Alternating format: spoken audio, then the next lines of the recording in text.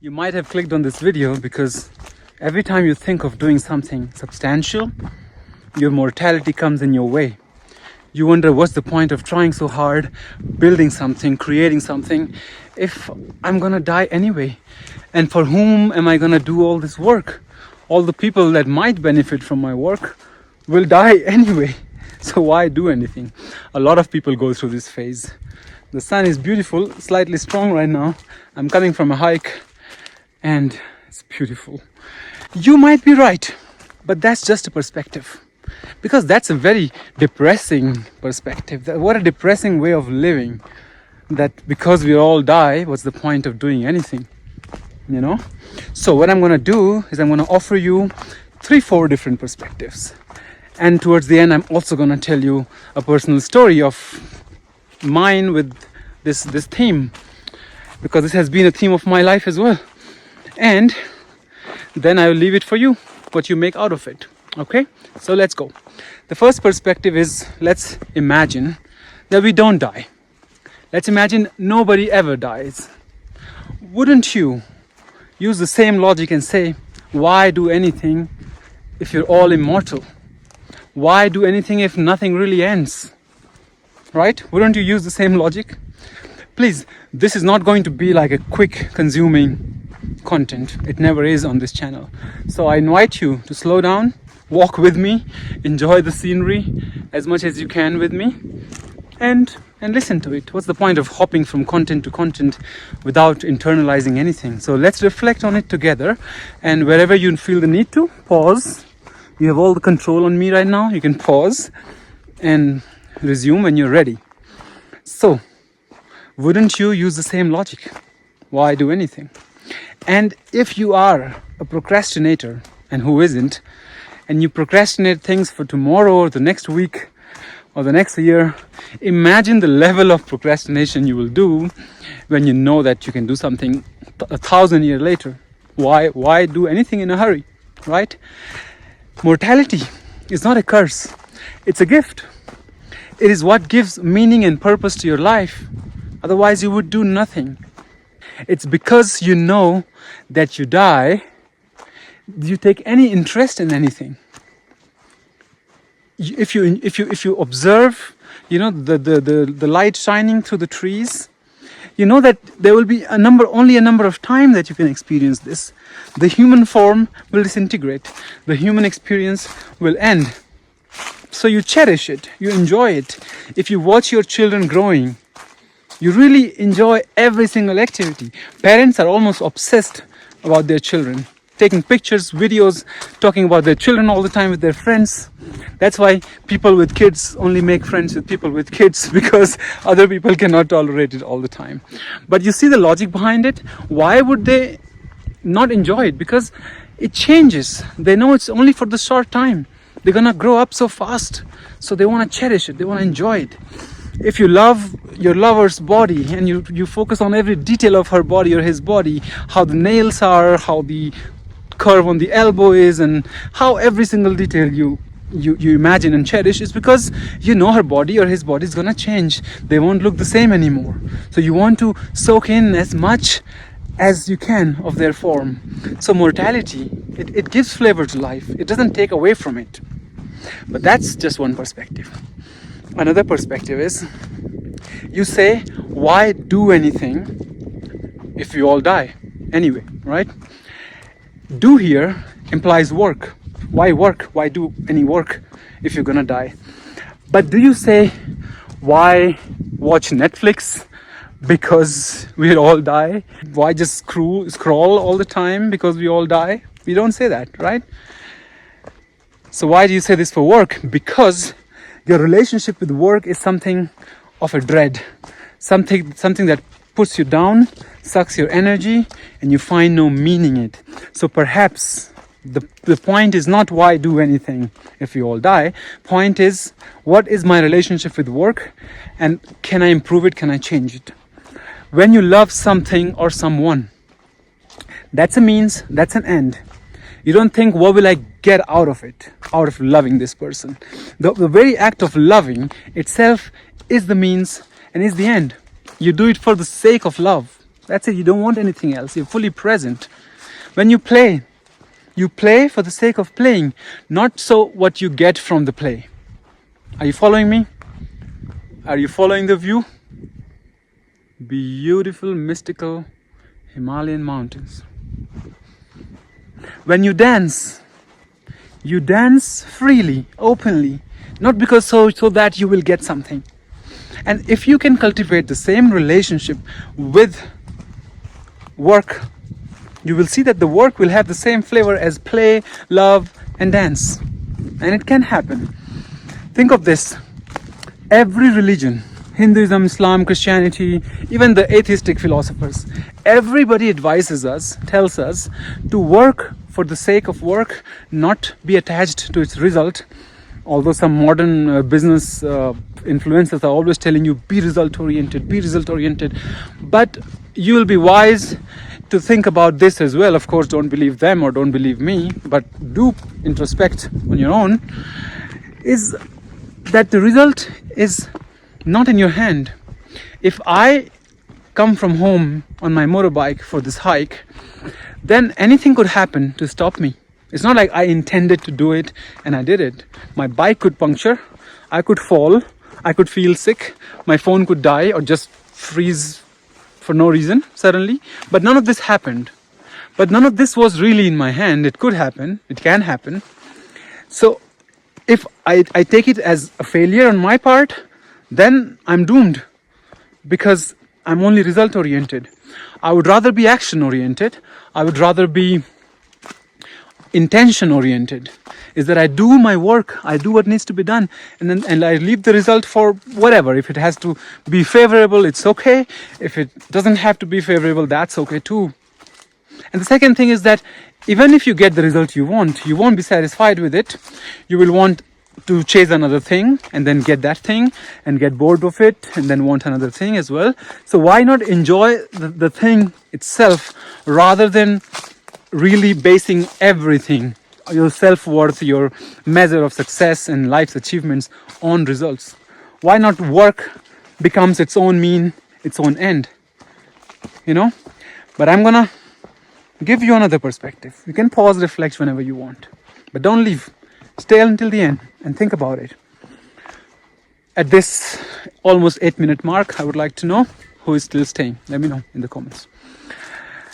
And now, the next perspective is, let's assume that you trust me on this and you decide to do work for its own sake.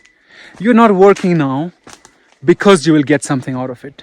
You are just fully present with your work. What will happen? What will happen is that your focus will generally improve because your mind is not thinking about the possible failures or the possible success, and it's not brooding over the past. It's just doing the work. Your focus will improve, and with the improved focus, the quality of your work will improve, its efficiency, its productivity, your ability to learn and relearn, all of that will improve. Just because you were only focused on your work, one work at a time. So if you can do that, this is going to happen. But another subtler thing that happens, and it's very interesting, please pay attention. Another subtler thing that happens is that when you're working, you get some freedom from yourself, from your consistent self-obsessed thinking, always brooding over your personality, over your fears, worries and anxieties, concerns. All those are erased for this moment. It is akin to sleeping deeply or meditating. Because when you meditate or when you have a deep sleep, what happens after meditation and after the sleep? You get up refreshed, peaceful, and a sense of quiet peace, quiet calm, quiet happiness. Because it was always there at the base of everything. Beneath all these layers of thinking and overthinking and worrying and dreaming and planning, your true self was beneath, waiting for you. And whenever you access it after a deep rest, or after sleeping, or after meditation, or after work, because in the work you are not there, only work is there. I sit in front of this mighty mountain until only the mountain remains. Something like that. There is a haiku. So that means I am so much engrossed, indulged, engaged in the mountain that only the mountain remains. I don't remain, and I don't have the awareness that I am observing the mountain. Only mountain remains. I get some freedom, thank God, from myself, which is to say that the absence of the personality is the presence of true presence beneath. The only white hair that shows up in my hair is actually making its presence felt really actively. I hope you're not grossed out by that. I don't care. Okay, so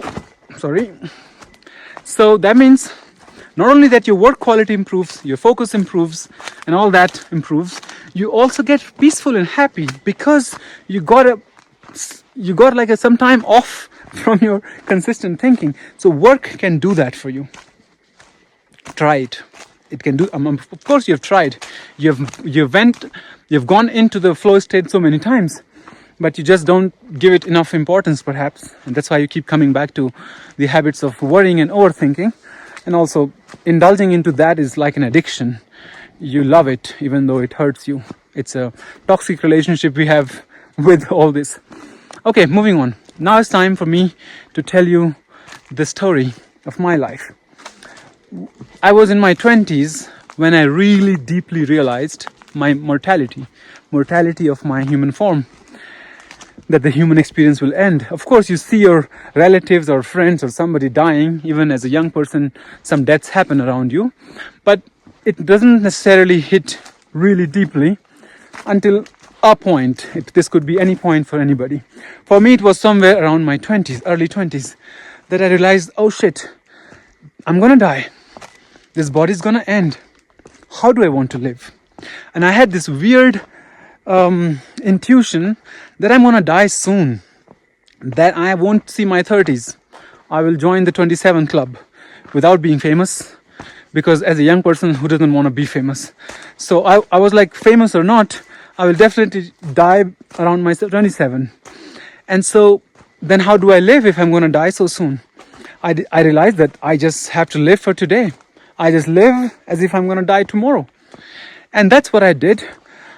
That made me do some great things that I really cherish and enjoy. I traveled a lot. I did whatever I wanted. I got, untouched by the conditioning of the society as to what does success mean, what is achievement, how should you live. I was free. And I was just exploring my life in my own way. And because I was fully present, I was rather successful in whatever I tried to do. Although I did not do anything long-term or with any long-term planning, because I was going to die in a couple of years or a few years. But whatever I did was fun, was highly engaging, and I enjoyed it. And this feeling stopped me from planning long-term. This feeling stopped me from thinking anything long-term or building anything or creating anything, because what was the point? Everybody was going to die. I was going to die. So why not live for the day? It just felt like the perfect modern hippie way of living. And I did that for several years when I became 27 and realized that I'm still alive. And because of my hippie happy lifestyle, I'm rather very, very alive, very lively, very healthy, very energetic. Then I became 30 and I realized, okay, I'm not going to die. What if I'm going to live up to 100 or more? And the kind of health and wellness that I feel within me, it might be no surprise that I live up to 100. So how am I going to do it when I'm older? How am I going to take care of myself? And how will the finances be? Should I think about them? These kind of thoughts started to come naturally. Perhaps biology kicked in around my 30s and I started to think like that. And around that time, I came across a quote. The quote is attributed to Mohandas Karamchand Gandhi, popularly known as Mahatma Gandhi. I don't know if it was his quote, but it's attributed to him. It says, live as if you were to die tomorrow, and learn as if you were to live forever. But I think I misread it. And I read, live as if you were to die tomorrow, live as if you were to live forever. And I was like, that's an interesting idea, because we always think in binary. We always think either this or that. Either I'm a good person or I'm a bad person. Either Democrats are good or Republicans are good. Either left is a good ideology or right is a good ideology. We're always thinking in binary. And society system wants us to think that way. But luckily, I was like, okay, let's try to think, how can I, bring in all the perspectives together and let them brew in me and see what comes out of that. And I like this idea very much. What if I live as if there is no tomorrow? And at the same time, what if I live as if I'm going to live forever? Like if I die tonight, I'm fine, I'm peaceful, I'm okay to die. But if I keep on living, it's not a drag. It's not a dreadful situation. I'm happy to live forever. So having this approach greatly improved my practical material life within the span of 4 to 5 years. I had enough savings, enough investments. I could learn a lot because, learning skills, you need time. And if you're just living for today, you're not planning for tomorrow. But if you are living for today while planning for tomorrow, and knowing that even planning for tomorrow is happening today, and you're enjoying the work for the sake of work, not because the plan will materialize, and you enjoy it. You enjoy building, creating, and whatnot. And that helped me. And I had savings, investments, whatever I could do to safeguard my material physical life, because I don't want to depend on anybody. And I do not believe in this image of spirituality that's very popular in East. I don't know how is it in the West, but in the East, the spiritual people has to look very skinny, very poor, and does not have to enjoy any material pleasures of life, because that's against his spirituality. But I completely dislike this idea.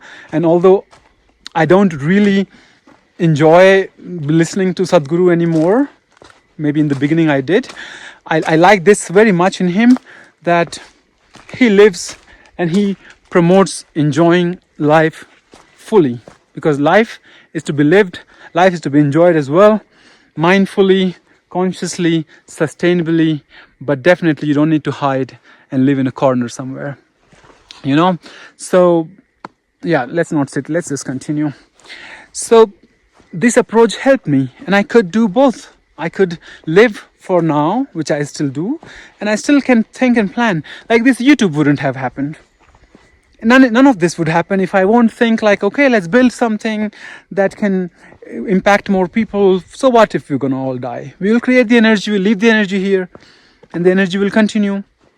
If you have children, if I have children, we pass it on to them, it will in a subtle way continue. It's not just this perspective, this depressive perspective that we're all gonna die.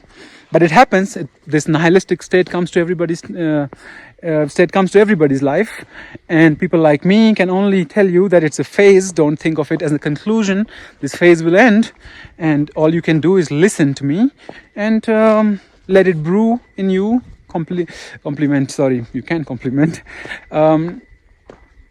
Internalize it and make it your own truth, and see if it has any value for it. Okay. Now, towards the end, what I want to say.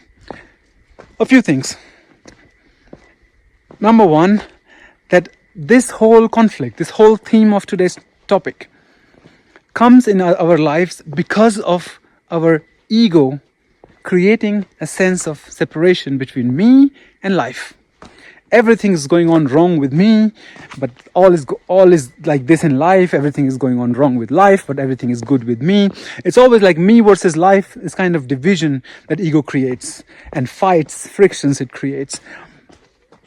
But if you become wiser, and if you allow the laws of nature that govern this human body, this human realm, then you can just flow with it, because you will realize that these laws are you are these laws. You don't have to fight. But like a teenager, you're fighting with these laws. You're saying, no, my body is just limiting me. I'm a slave to my needs. I have to sleep. I have to eat. I have to poop. I have to pee. I have to clean. All this, it's a slavery. Yeah. Again, you can live with that perspective. But that's just a perspective. You can also surrender to the flow of life, to the rhythm of life. And that surrender is not surrender in defeat. It's surrender in wisdom.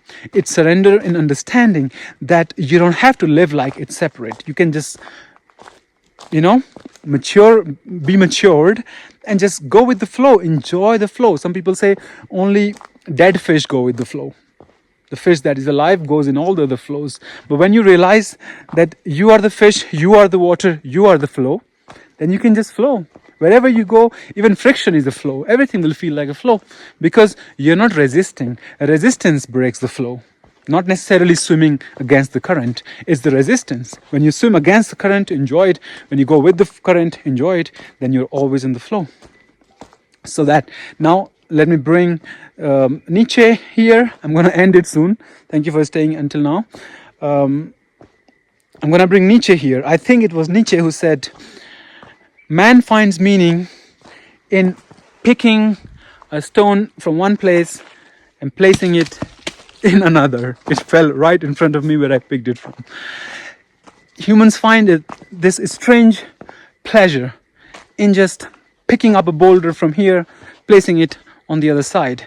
Like when you are just feeling stressed or tensed or really stuck in your body, at least for me it works, just pick an axe, collect some wood and chop the woods for 1 or 2 hours.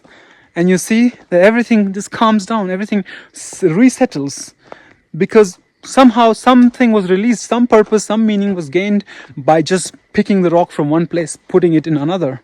That's why we go on creating, right? And you know this Greek myth about Sisyphus, that he's cursed to take this boulder and just climb up the hill with the boulder. But because it's too heavy and he gets tired, his muscles get tired, that the boulder falls back and he has to come down and has to pick the boulder again and come down and pick the boulder. But Camus, Albert Camus, he tells us to look at it and believe that he found enjoyment, pleasure, purpose and meaning in doing that work. He invites us to not look at Sisyphus as someone who is cursed forever, but someone who surrenders to it, who accepts it as the law for his life and goes on doing it. So again, if you can lose your resistance, then you can enjoy all the work that is thrown at you. And remember, if you bring the quality of love, playfulness and dancing, then you can enjoy the work as well. Yeah? And in the end, the famous Zen proverb that I would say is that before enlightenment, chop woods, fetch water. After enlightenment, chop woods, fetch water. So it's a profound wisdom placed in this very tiny little example. Can you see the sunset behind? How beautiful that, man, I can't show you from the camera, but what a timing. By the time I get to my motorbike, the sun will be gone. Yeah, so please contemplate on it. And if you have questions regarding it, I invite you to the live session happening this Saturday, 8 p.m. Indian time, which will be around 4 or 5 p.m. in Europe. And it will be morning hours in different parts of US. So if you're from America or Europe or even South Africa, I think these times for Saturday are good for you to join. You can ask me your questions. If you go on the live tab of my YouTube channel, you will see that the link is already there where you can click on notify me so that you won't forget about it. And the chat box is active. You can already type in your questions if you have any or your comments, and we'll address them on Saturday. And I will once again invite you to join my Substack where I write about all these things and I send you weekly letters, my thoughts, my ideas, some suggestions for you, stuff like that. If you want to stay closely connected, then go over Substack. How do you find Substack? The link will be in description, but some people told me that the link in description doesn't always work because of what YouTube does. So if you go on description of the channel, you will see all the links, and there you will find the link for Substack as well. Go there and click subscribe, and I'll be very happy to have you directly connected to me. Yeah, and now if you give me another minute, I will take you to my motorbike. So basically you can see me off to my motorbike. We can go all the way together. Beautiful mountains.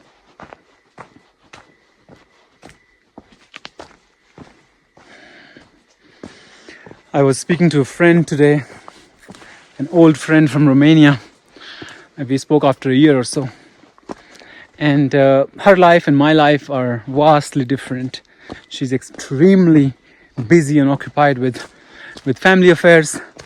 And I'm rather very much on my own most of the times. And I was telling her, and I would like to share that with you, is that no day goes by when I'm not aware of the privileges with which I live. Although I can say that it's all because of I'm so smart and I'm so capable and I'm so alive and so whatnot, hardworking, but I cannot deny the other fact that the fortune is on my side, luck is on my side, and I would rather think of it as me being a channel through which all these things are being channelized, and I am not taking any credit for whatever I say, or I'm not boasting my lifestyle that look, I can live like that. I'm as much in awe to my own life as anyone else could be, and as much grateful to see that my life doesn't have on every step someone dying, someone suffering with chronic illness. My parents are healthy, my rest of the family is healthy, I'm healthy, and I don't know, I have time. Why am I so optimistic? Why am I not a pessimistic person? All this is there. If I try something, I go all in with my focus and I achieve it. I don't have childhood traumas that I carry with me, and all the things that I do remember and think maybe that was not right. For some reason, I don't hold any grudge against my parents. I understand them, and perhaps my attitude towards all life and all people is that they're all my little children, and that's the only way I can tolerate all of them sometimes. So I'm aware that this is how it is, and I'm very genuinely, very openly willing to share my life and my experiences and my thoughts with you all. And that's why I'm sharing as much as I want to, and when I can, when I feel like. All I want is to be here and keep doing it because it just feels natural to me to do that. And yeah, stay around. Let's form long-term relationship here together.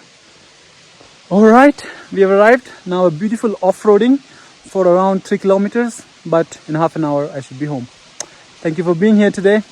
I'll see you soon. Take good care of yourselves.